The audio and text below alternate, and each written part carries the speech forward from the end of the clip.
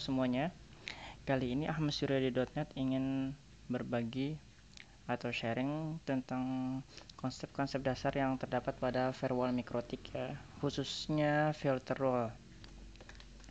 Bagi teman-teman yang ingin mempelajari konsep atau mungkin masih bingung seputar penggunaan firewall pada mikrotik, mungkin video tutorial ini akan sedikit membantu teman-teman ya, khususnya dalam penggunaan filter rule pada mikrotik.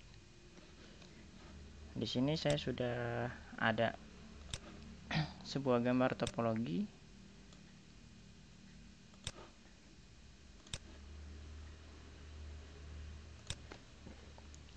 Oke, di sini saya sudah memiliki sebuah gambar topologi yang mungkin nanti bisa kita terapkan untuk sisi penjelasannya. Di sini ada 700, coba deh. Oke, nah. Oke. Berbicara tentang filter rule ya, sebelum kita masuk ke konsep filter rule, kita masuk ke konsep firewall dulu. Apa sih firewall dan mikrotik ya? Firewall, kalau kita ambil secara bahasa, fire itu api, wall itu tembok, atau kita indikasikan sebagai tembok api. Tapi dalam mikrotik ya, firewall ini berfungsi untuk memfilter paket, baik itu paket in atau masuk, paket out, paket keluar, atau paket yang melewati. Jadi fungsi firewall dalam mikrotik ini sederhananya adalah untuk memfilter paket ya. Oke, di sini kita coba sedikit kasih notice firewall pada mikrotik. Oke, berfungsi untuk memfilter paket. Oke, baik in, out, forward. Oke, di sini ya. Ini konsepnya saya indikasikan sebagai filter rule ya. Sebenarnya ada lagi nanti ada namanya firewall mangel. Dia juga bisa berfungsi untuk sebagai marking, menandai sebuah paket ya. Baik itu koneksi atau paket routing, itu juga bisa berfungsi.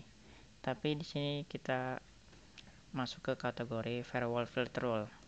Di firewall filter rule itu kita kenal dengan istilah chain. Chain di sini ada 3 jenis chain ya. Ada pertama chain input, chain pada firewall.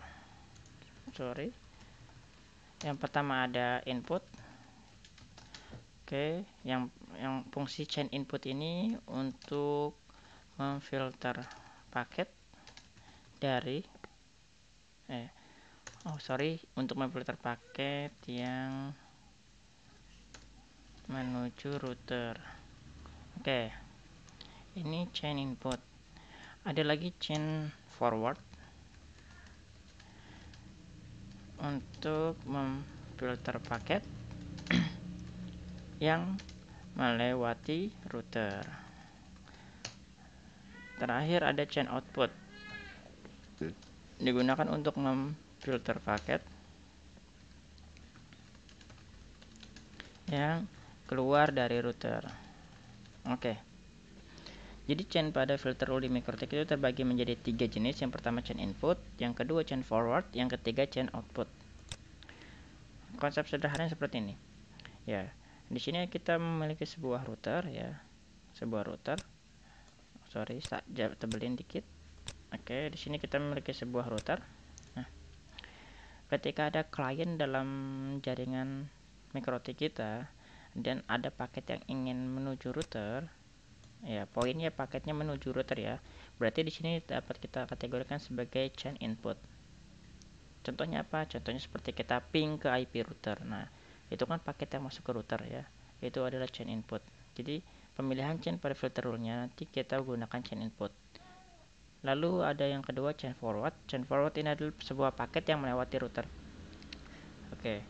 Oke, tunggu sebentar, di sini ada chain input ya. Kalau chain input kita lebih spesifikan, ada yang namanya SRC dan ada yang namanya DST. Oke. Jika kita menggunakan chain input, yang menjadi source-nya atau sumbernya adalah klien baik itu lokal ataupun interlokal ya, lokal atau internet. Nah, sedangkan untuk destination-nya, tujuan dari si tujuan dari si klien ini adalah pasti router. Ya, ini kategori chain input. Jadi source-nya itu pastinya berasal dari klien, baik itu klien lokal atau klien internet. Destination-nya pasti menuju router. Ini kategori atau penjelasan spesifik dari chain input. Ada yang namanya chain forward. Untuk chain forward ini kalau kita spesifikkan lagi, dia source-nya berasal dari klien. Klien ini sama ya, bisa klien lokal ataupun klien yang internet, atau destination-nya tetap dia akan mengarah ke klien juga. Klien di sini sama.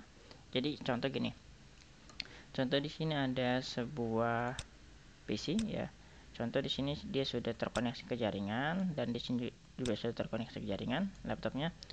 Si PC ini ingin mengirim sebuah paket ICMP atau ping ya dari PC ke laptop. Nah, dia akan melewati yang namanya access forward ke MikroTik, lalu diteruskan paketnya ke laptop. Nah, ini maksud tak bilang dari klien ke to klien, source-nya dari klien, destination-nya ke to klien juga ya. Ini kayak gini, atau juga mungkin dari PC mau ke internet nih ya, dia akan melalui chain forward juga ya. Ini chain yang berfungsi untuk memfilter paket yang melewati router. Oke, ada lagi chain yang terakhir adalah chain output. Chain output ini dia SRC-nya itu tentunya dari router ya. DST-nya ini bebas ya. Seandainya router ada ketemu sama router lagi bisa aja, atau router tujuannya ke klien juga bisa ya. Bisa tuh router lagi. Ini tergantung dari topologi atau klien ya. Klien ini misalnya bisa klien PC, server, dan lain-lain. Ya, jadi sifatnya ini kondisional. Oke. Kayak gini aja sebenarnya dari fungsi-fungsi masing-masing chain pada firewall di FilterWall ya. Di sini kita udah tadi bahas ya, ada chain input, ada chain forward, sama chain output. Untuk penerapan dari masing-masing chain ini nanti akan ahmadsuradi.net bahas di video tutorial berikutnya. Oke, terima kasih banyak karena sudah menonton video ini. Wassalamualaikum warahmatullahi wabarakatuh.